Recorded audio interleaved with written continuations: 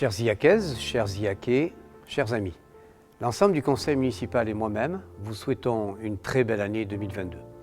La situation sanitaire actuelle nous a contraints à annuler les vœux à la population sous leur forme traditionnelle, encore une fois, et avec regret. Mais il est de notre responsabilité de veiller encore à la sécurité de chacun, alors que l'épidémie circule toujours. La vaccination a rapidement progressé, notamment avec l'ouverture du centre de vaccination de Cestas, Saint-Jean-d'Iac et Canéjan. Nous avons donc pu, avec quelques passes sanitaires, profiter des grands moments phares de notre année.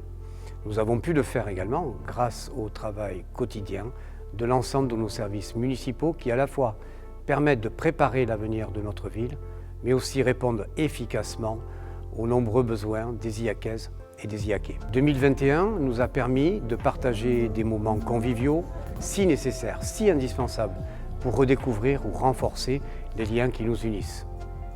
Le Forum des associations a été riche en échanges et en rencontres.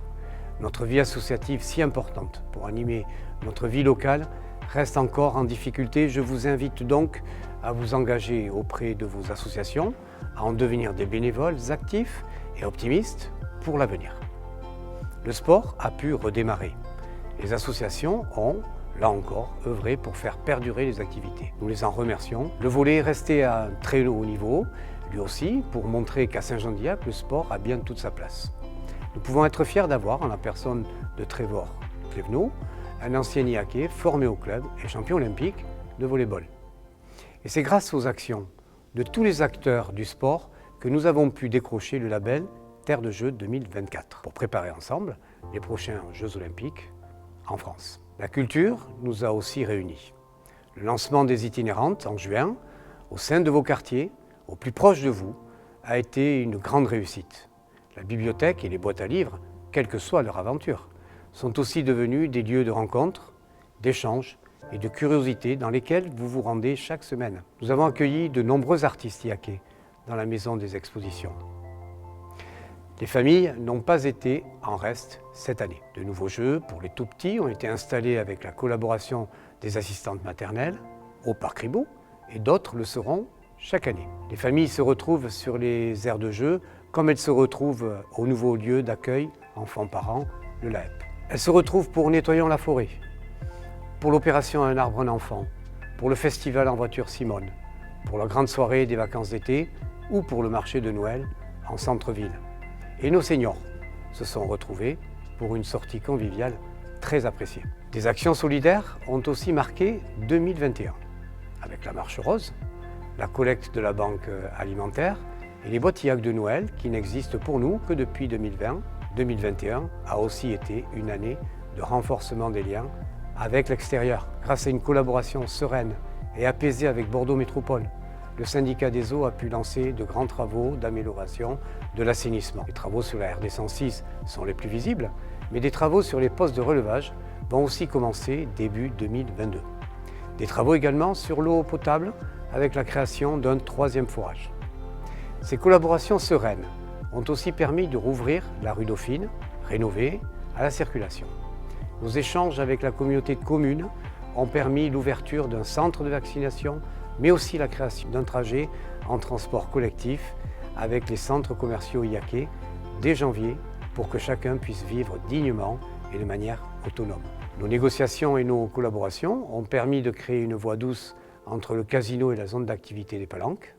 Cette voie permettra prochainement d'accéder à la crèche. Nos acteurs économiques, eux aussi, participent à la création des liens qui nous unissent. Ils font de plus en plus d'efforts pour améliorer la qualité paysagère et environnementale de leurs bâtiments et de leur mode de production, que ce soit dans l'industrie, dans le commerce et les services ou dans l'agriculture. Nos acteurs économiques s'adaptent à vos demandes de transition et à vos souhaits de société.